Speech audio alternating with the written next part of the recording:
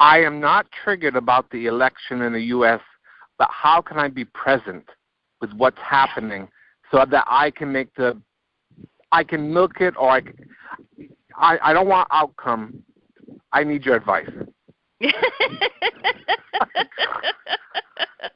We love how you ask that question. I'm not triggered. I don't want outcome. I need advice. I don't know. Exactly. I want to be conscious. I want to be here for it, but I don't know. Yeah. Yes.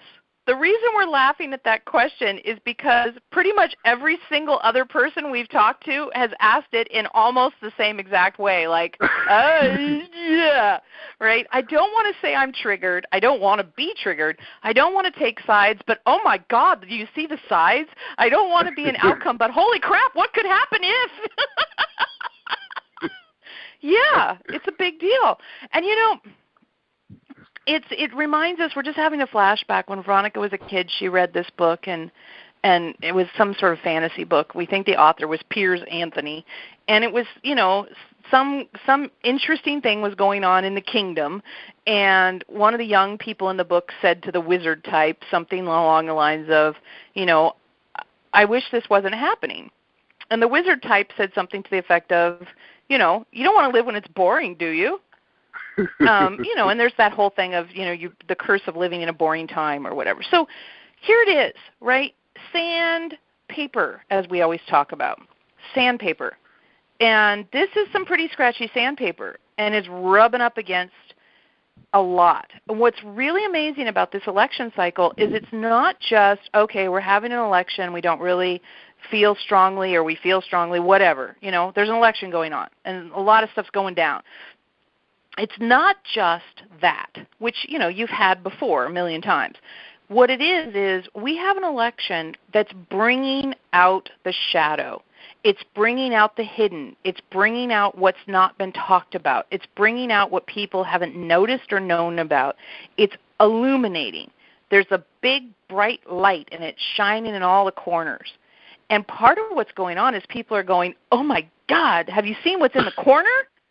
As if it never was there before, but it's been there for a really long time. And, of course, this is like racism and sexism and religious extremism, and you name it, you guys have got it coming up right now, right? Just about the only people that haven't been picked on too bad, we think, are like the handicapped people, and they're probably on the list to get picked on soon, right? It's like it's going to come. Veronica was talking to a friend of hers who happens to be Native American, and she was like, oh, yeah, we've already got hit on, we've already gotten blasted and called savages. And so she's like, yeah, so, I got blasted because I'm a woman, I got blasted because I'm a savage, I got blasted over here, I got blasted over there. It's like people are just kind of lining up and going, when are you going to get to the redheads? Because all of the preconceived notions and prejudices and secret hatreds and secret fears and secret, oh my God, you are the others, are coming to the surface during this time. And it's not just America, of course, right? Because you had all that refugee stuff going on in Europe. So all over your world, at least in the major countries that are reported on Facebook regularly, you've got it bubbling up, finding the dirt in the corners that no one's ever swept up before, no one's ever owned up to. And so you have this extreme revelation of bias and prejudice and fear.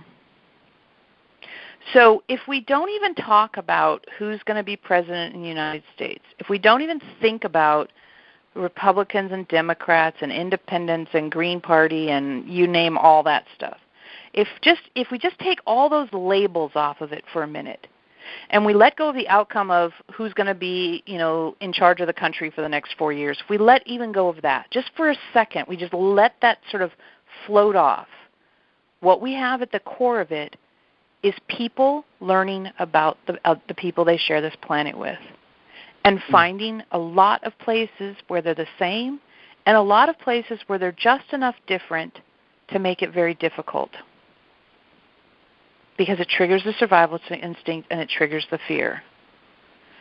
So for us, when you think about the election, it's more powerful to go down a few layers and think about that.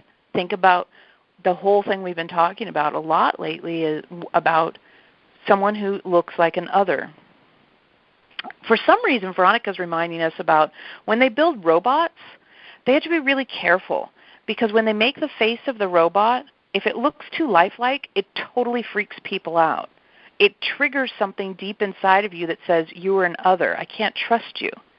So it's a little bit like that, where there's this innate, deep in you part that says others are dangerous. And of course, this was survival instinct when you lived in tribes, and the people you didn't know might be out there to kill you.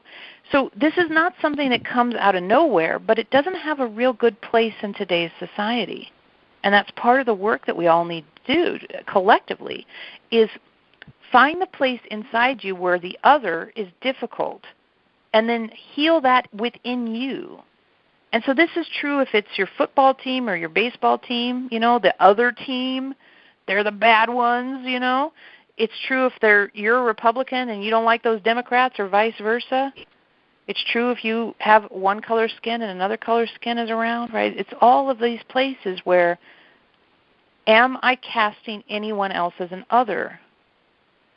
And for a little while when the Harry Potter movies were floating around, it was kind of a joke, and we've even made the joke, which, now it is not appropriate. At the time, we were making a point, but now we wouldn't make this joke anymore, where you talk about the muggles, right? The people who aren't interested in development. They're not interested in spirituality. They're not interested in living consciously.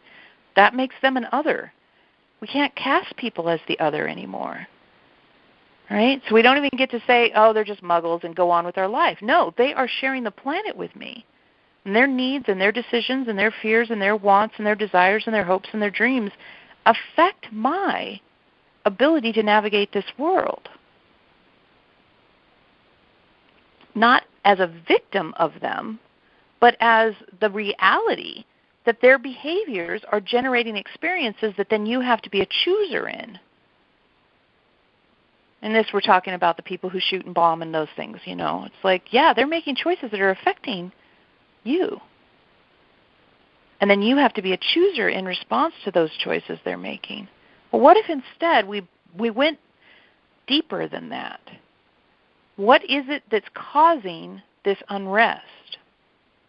And this is a lot of where this is becoming clearer, because people are speaking up about it in different ways, is the racism issue. Where people are saying, this is what it's like to live as someone of color in America. These are the things that happen all the time to me. Have they ever happened to you when you have whiter skin than I do? These sorts of stories are coming out, and they're coming out presented in ways that people are starting to go, wait, that happens to you? Instead of, oh, stop complaining, or you're making it up, or any of that. There's starting to be a sensitivity toward, wait a second. Just wait a second. Because if you're not an other, then your concerns are more easily my concerns. If you're an other, I have to find a way to make your concerns not important. So in the election, you're basically looking at a whole bunch of people saying all of those people are others. And what we're looking for is a way to say, what is driving their behavior? And of course, it's all the things we've taught you for the last 10 years that we've known you, right? Or 8 years, whatever it's been. Survival instinct, maturing your relation to the survival instinct. If when you see an other, you aren't triggered about your own survival or your own resources, your own job or your own house or your own whatever, if instead you see them as a human rather than as a competitor for resources and safety, you have a better chance of having an experience that builds into something new rather than repeats the history that you have gone through as a society. But if we can't find common ground, it's very difficult to find growth.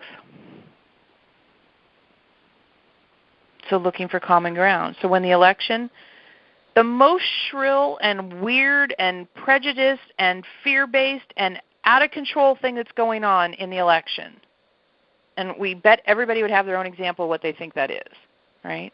Whatever that is, underneath that is a person who needs to breathe, who wants to eat, who needs to have beverages of some sort, probably some water sometimes, and who really wants to stay alive. And we take it down to that place of common ground because sometimes that's the only common ground that is findable.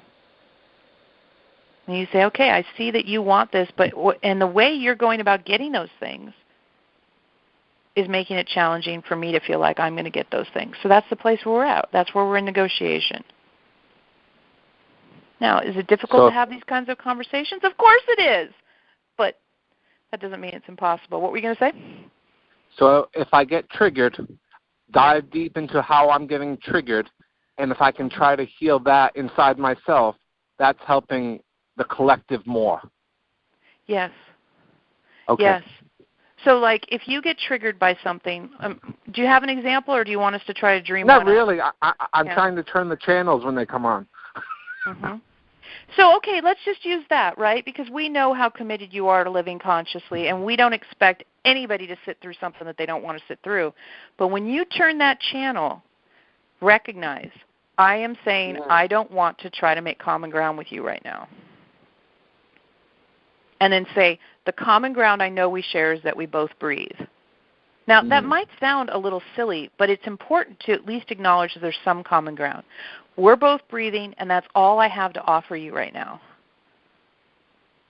Instead of just rejection completely, find something, and you can always use that one. Okay. It matters. You know why it matters, Mark? And for everybody else who's listening, it matters because neural pathways, right? That's why it matters. That's why even the smallest, simplest, seemingly insignificant action like that really matters. Because when you just turn the channel, you already have that muscle, you already have that neural pathway, you already have that decision tree established. So it may not be hurting anybody, but it's certainly not constructive. If you say, you and I are both on this planet, you and I both breathe, and turn the channel, you're using a different part of your brain, and you're changing your emanation, you're changing your energetic billboard, you're offering energetic leadership. If nothing else, you're saying, I am willing to have common ground with you. I don't see any other than that we breathe at this point. What you're doing is you're opening up the energetic for the desire to have common ground to someday be real, rather than just reject, turn the channel, reject, turn the channel, reject, turn the channel. I can do that. Yeah, right? And it's a subtle thing, but what we're saying is that if every single person who's currently rejecting said, I know we both breathe, think of the energetic shift that would create. And if the next time you're really tempted to reject someone, you say, you have this new muscle in you, this new neural pathway that says, I know we at least both breathe. And what if you just said that out loud? I know we both breathe. We have common ground. We both breathe. It could change the dynamic entirely because it's a whole new category of response. I know we both breathe. Or, I know we both want there to be a home for your children as they grow up. That little neighbor kid of mine, I want him to be able to have a future. Do you? Yeah, okay, we got that in common too. We may not know how, but to know that we both want it is important. Because what happens right now is a lot of the politician stuff that's going on is really based in fear. And you all have fear in common too, but we refuse to reinforce that. You breathe and you're fearful. Those are the two things we know you all have in common. But, we're focusing on the breathing part because it's a positive thing. So the political environment right now, so much of it is all about, I'm going to remind you that you're afraid and then tell you how to fix it. Now, even Veronica's made no secret that she likes Bernie Sanders, so we're not choosing sides. We're just telling her opinion. Even his plan, right? I'm going to make college free because I'm afraid that college students with $50,000 worth of debt are not going to be able to move this country forward. Okay, so the word fear is in there. And that's based on I'm afraid for our country. So I want to try to fix that fear in me that I believe I share with other people. Okay, and on the Republican side, they say, you shouldn't be able to, gay marriage is one of theirs, right? They're all up in arms. Some of them are up in arms about that. I'm afraid that gay people getting married somehow diminishes the value of my heterosexual marriage. So because I'm afraid of that, I'm going to fix that fear in this way. And it all starts with, what am I afraid of? And this is how I'm going to fix it. And I'm going to act like my fixes it for everybody, because I'm assuming that my fear is the same as everyone else's fears. And that's where you have most of your conflict. Because although you're all afraid about something, you don't share the same fears. Veronica is not afraid of gay marriage. Other people are. She has a friend that she went to high school with. He's terrified of people getting married that are gay. Literally terrified of it. And she's like, really? Why? They're both afraid of something. They're not afraid of the same thing. They go about fixing their fears, and it seems like they're in conflict when really the reality is they're both feeling fear. Usually fear is based in scarcity and control of resources and what are you going to expose my kids to and stuff like that. If we could get people to actually admit what they're afraid of, we feel like people would realize that they're just flailing about with very divergent ways of trying to fix similar fears, because the fears are based in survival. It's just what looks like survival to you. Some people it looks like, can I make $15 an hour working at my job? And some people it looks like, can I pay less taxes on my first $5 billion? But they're both fears, you see? So if you know what your fear is, it'll help as well. So I'm turning the channel because I have a fear. Mm-hmm. And I have common ground with you because we breathe. I have a common ground with you because we both have fears. The way you're fixing your fears does not feel good to me. But maybe you can for a second see, it seems like they're afraid of blank. At least maybe identifying their fears might be supportive to you, or maybe it's better to just go and spend 10 minutes, contemplating what fear's alive in you and seeing how you can mature that. And, if you think about it, this is what we've been teaching you guys forever, right? Evolving your relationships with the survival instinct is absolutely at the core of our work.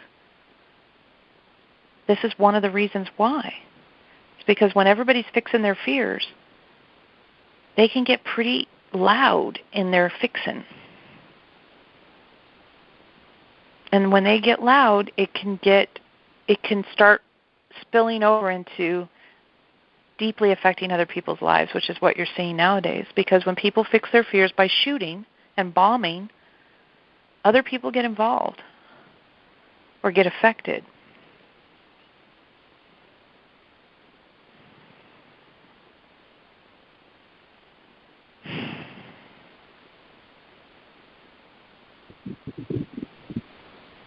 That make sense? Yes. Yeah. It even settled deep in my body as you talked. Mm-hmm. Well, we were doing a ton of energy work on that, right? And because you've known us for so long, you just let us riff. We could tell you were like, let Eloheim riff mode. And it's funny because Veronica's laughing because we've got like the feet up on the desk, the chair's kicked back, we're in total riff mode, and it's just Mark silent. Riff, riff, riff, riff, riff, let Eloheim riff. Yeah.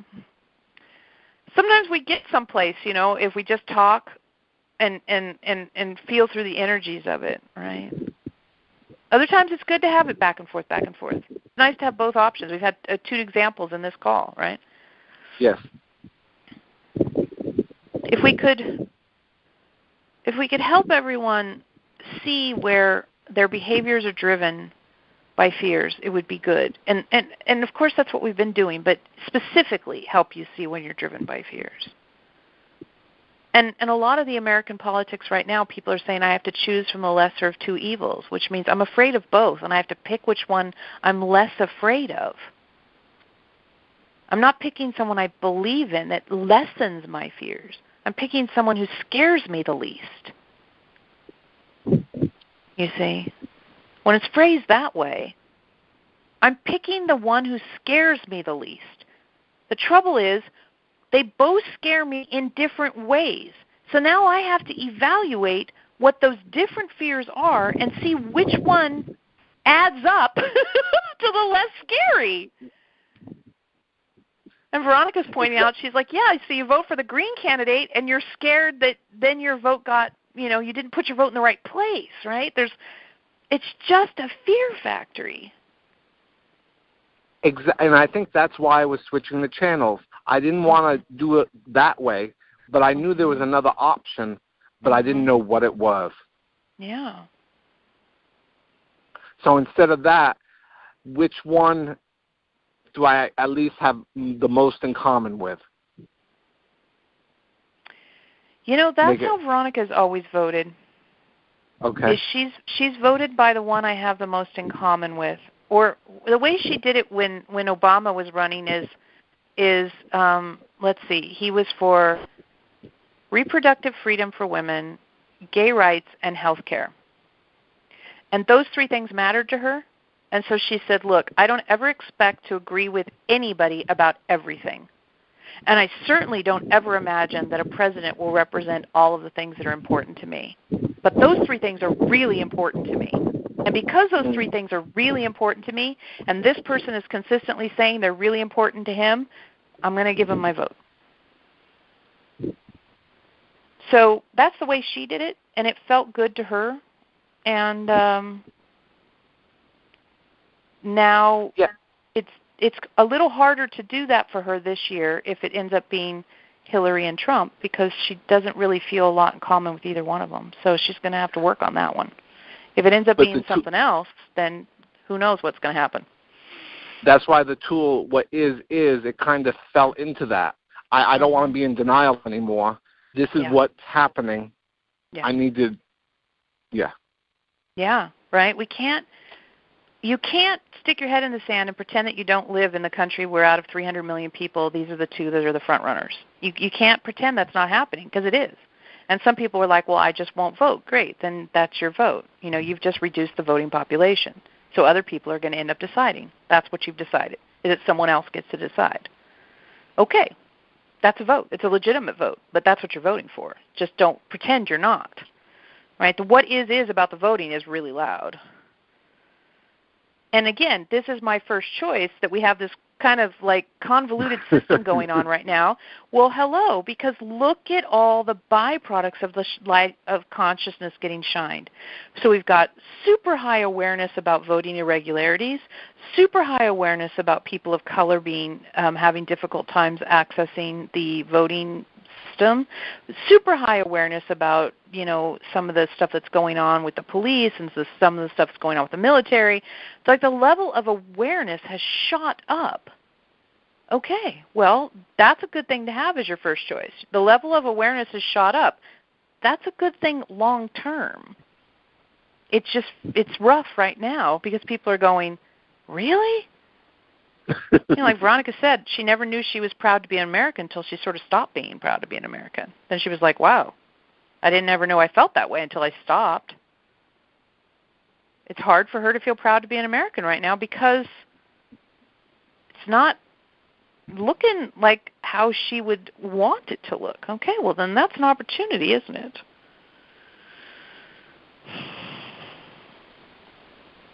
You can't just coast along anymore, Veronica, and have, oh yeah, there's weird stuff going on, but whatever. It's like, now you know. So now you have to have an interaction with it. And if you ignore it, then that's a choice, okay? Or if you get involved, that's another choice. You are choosers after all.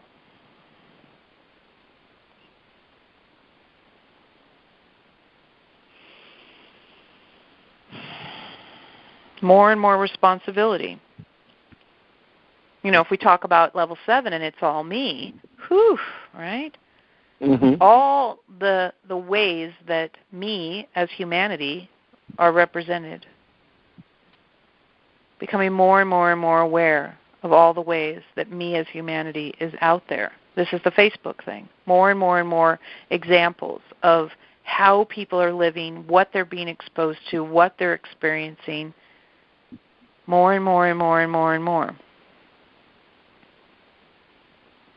Like today on Facebook, she saw something where some kid, rode his bicycle or walked. We can't remember exactly how this happened. 50 miles to get to college and then slept in a tent. Wow. And the security found him. And so now they've raised money for him. But, that's how much he wanted to go to college. Okay. Stuff like that's always been going on. You just didn't know about it unless you happened to be part of his family or his community. A kid riding a bike 50 miles with, here it is, she's reminding us, 2 bottles of water and a bowl of cereal. That's all he had. Went 50 miles, slept in a tent behind some bushes on the campus. Oh, and what I'm hearing from my end, even the presidents that we think of in the past so highly, they had their issues too, but there was no internet back then, so no one really knew about it. You're absolutely right. The level of transparency that's required to be a public figure these days is enormous compared to what it used to be, and still people say, you need to be more transparent, and they do. But they're used to not having to be that transparent. Nobody else had to be. I mean, really, what do you know about Abraham Lincoln or Jefferson or any of those guys? You know what was written down in some books, but, you don't have candid pictures of him coming out of a nightclub all plastered. Right? You don't know how bad his kids did in school or what they wore or if they failed their driver's test. You don't know any of that stuff, and today you do. The daughters of Obama getting death threats on their Twitter. Oh. Yeah. On their birthday. I think it was one of them. Yeah. So, hello. When we talk to you guys and we say this is the most conscious lifetime you've ever had, just for a second think about what we just said. Not only is it the most conscious lifetime you've ever had, it's the most connected lifetime you've ever had, and it's the most exposed lifetime you've ever had. In the sense of when you lived in a small community, everybody might have known your business, but it was 300 people, maybe. Now, it's the whole freaking world. Look at that lady who put on that Chewbacca mask and laughed crazy, right? It was amazingly funny. And now she's like a worldwide celebrity because she made a little video of herself wearing a mask. That's all she did. She's a mom 1 minute. She's a worldwide celebrity the next minute.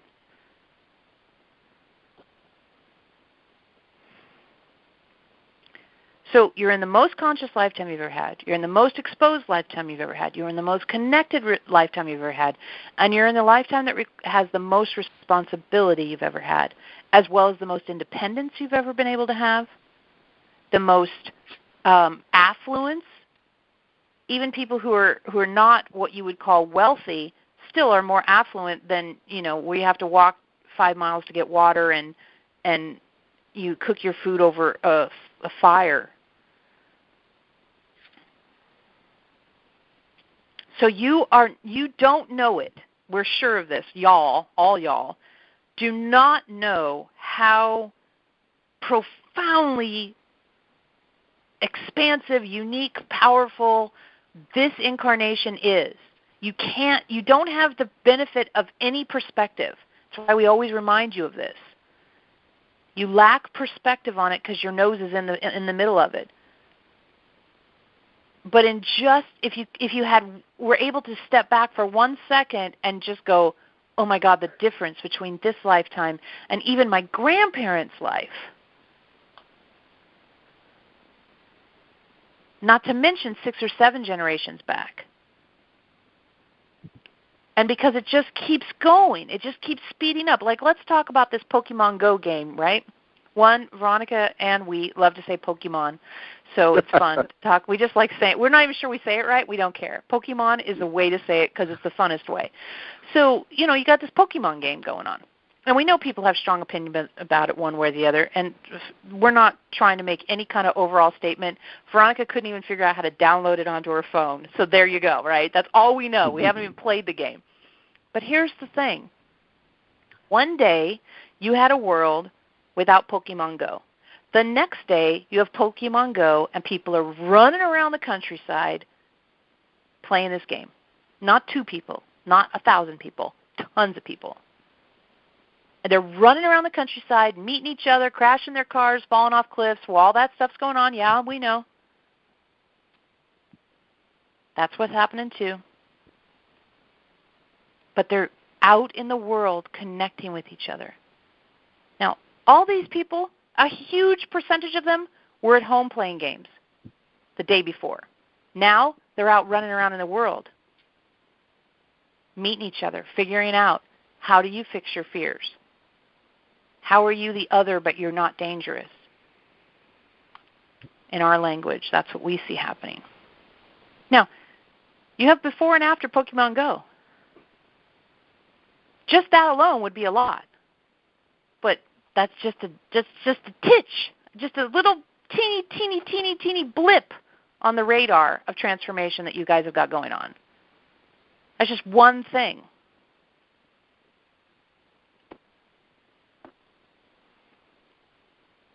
The internet and the cell phones and the flying around in jet airplanes. That I can move here and move there. I can work from home. I don't even have to go someplace to work. I can 3D print things that I need.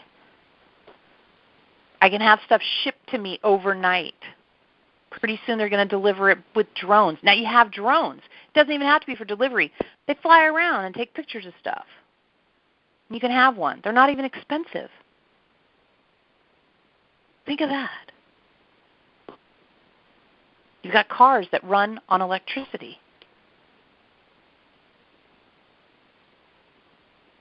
And these aren't even the out there things. These are the already in here things. Like Veronica, she has this Kindle thing, right? Holds book after book after book after book after book. A whole library of books in one little plastic thing. Think about that. These things are just normal to you guys, though. Just normal. Utterly normal. And then you wonder, why am I tired? Why am I irritable? Why is this hard? Your nervous systems are having to keep up with all of this. After all.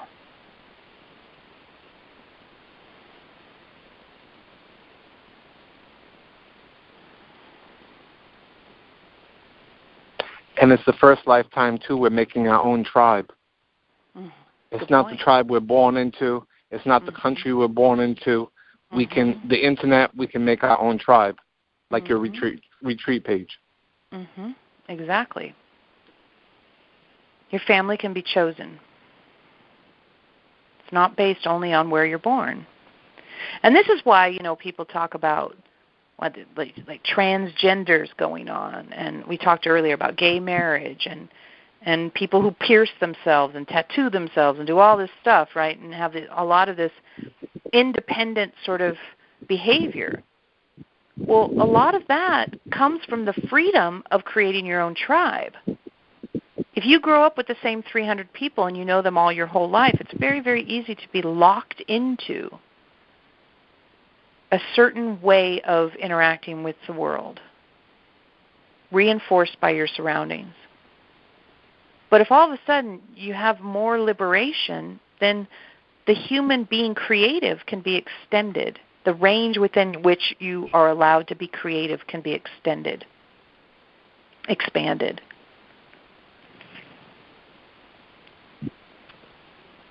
So you're experiencing a profound moment in the development of the species. And, you know, we're talking about evolving completely into Homo sapiens, you know, or Homo spiritus, a whole new type of human, because of the fact that you're at this extremely powerful time of change. All of these things we've brought up are fuel for that, because when you add consciousness on top of all of this opportunity, boom, you have a whole new way of being human. And that's not make-believe. That's not just words. It's a real thing.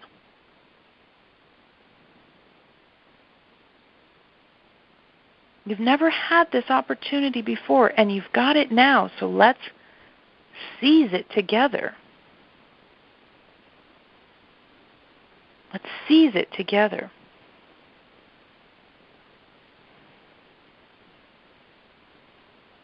That's our wish, our desire, our commitment. We're here to seize that opportunity in time that you're in, this opportunity in time that you're in, to make this jump, this switch, this turn, this transformation, this movement into a completely different way of navigating this world.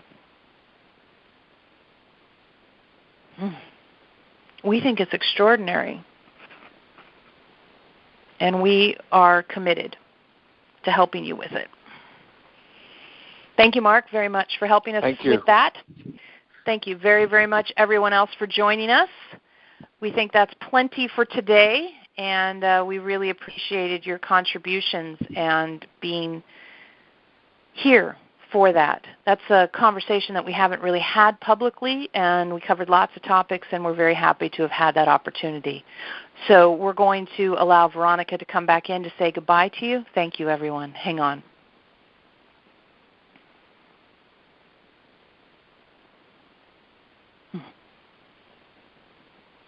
Wow. Well, they sure covered just about everything there could be to cover. I think we left out sex. Gay marriage. We had some of that, so maybe that counts. Wow. What a wide-ranging call. Huh. That was lovely to feel. And what I loved about it, and oftentimes when they speak at length like that, the energetic that they're adding to the words is very, very special. And so I would love to hear from folks if they experienced that energetic. I sure did. And I'm grateful that they contributed that as well. And I am happy to have those tips on how to navigate, especially the election, since it's so loud right now with the convention starting.